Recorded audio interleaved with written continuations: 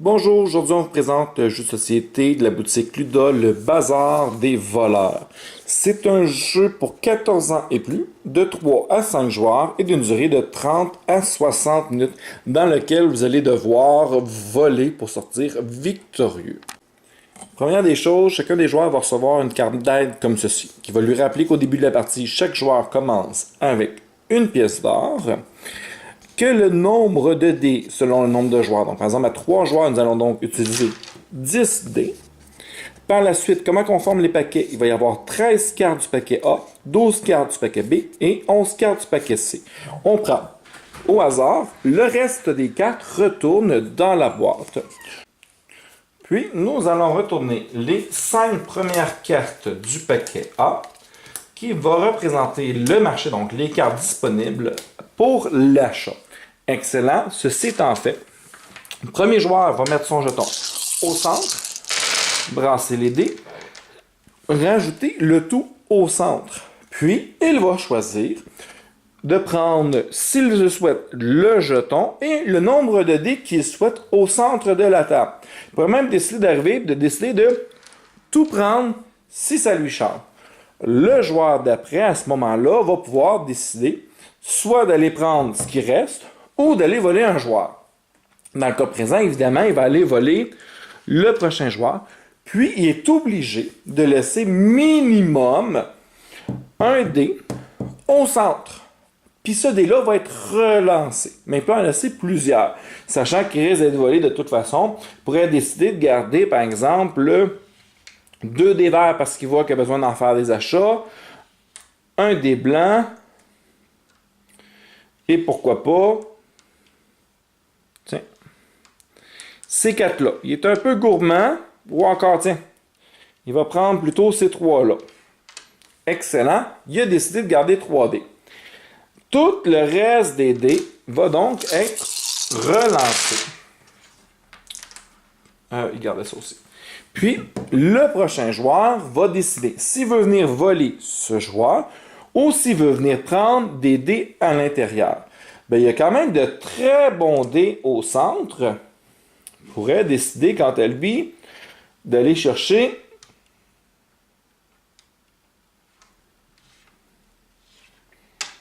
ça ici. Avec, tiens, pourquoi pas une bourse. Le dernier joueur a donc le choix, quant à lui, de venir prendre les 3 dés ou d'aller voler un joueur. Ben, lui va souhaiter, plutôt, mettons, dans le cas présent, d'aller voler. Pourquoi pas? Il va aller voler, lui, ici, avec la bourse. Il dit, la bourse ne m'intéresse pas, mais ces 3 dés-là m'intéressent. La bourse, elle est relancée. Puis, le dernier joueur pourrait choisir, ben, parfait, je vais aller prendre ceci. Une fois que c'est fait, excellent, on passe à la deuxième étape où chacun des joueurs, en commençant par celui qui a récupéré le jeton premier joueur, va pouvoir aller acheter une carte. Donc, le premier joueur, très bien, il y a 2 jetons verts, excellent, et souhaite d'aller récupérer une de ces cartes-là. Cette carte-là, ici, lui permet de transformer un vert en sac d'or. Excellent, parfait, il a payé 2 verts. Le bleu qui lui reste ne lui sert absolument à rien, va malheureusement être perdu.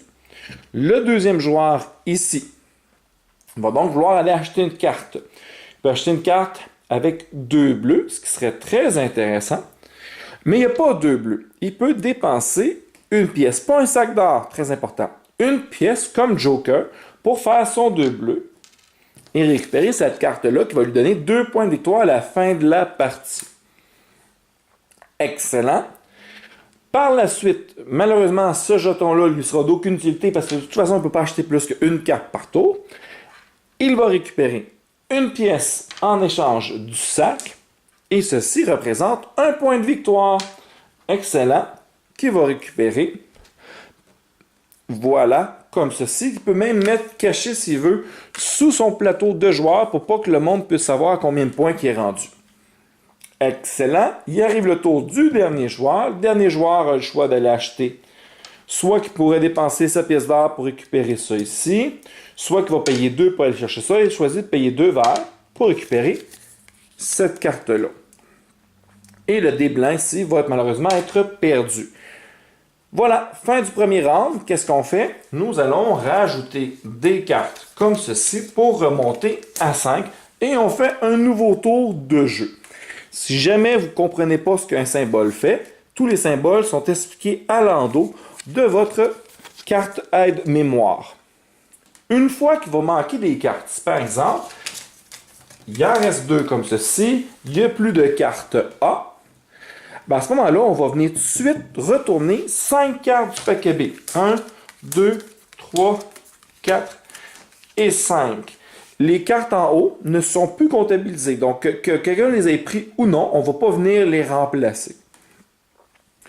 Autre chose également qui est important, si jamais on fait encore le même principe où, mettons, personne n'a acheté ces cartes-là, il n'y a plus assez de cartes B pour venir compléter les 5 cartes, on va tirer 5 cartes du paquet C. Dès qu'il n'y a plus assez de cartes du paquet C pour venir compléter, on arrête la partie et nous allons faire le décompte des points. Le décompte des points, c'est très simple. À la fin de la partie, le joueur qui a le plus de symboles comme ceci, donc ce sont comme des helpers, du monde qu'on a engagé, va recevoir 3 points de bonus et celui en deuxième place va recevoir 1 point de bonus. Et la personne qui a le plus d'or va recevoir 3 points de bonus. En cas d'égalité, vous allez recevoir 1 point de moins. Donc, si par exemple, on est 2 joueurs à avoir 3 points, on va chacun avoir 2 points à la place. Tout ça rajouté à vos points que vous avez accumulés comme ceci en cours de partie et des points que vos cartes vous ont donnés. Le joueur qui a le plus de points va être déclaré grand vainqueur. Pas plus compliqué que ça. Et justement, dans une prochaine vidéo, nous allons faire une partie d'initiation afin de montrer la dynamique d'une partie et voir si ce jeu vous intéresse. Merci pour le visionnement.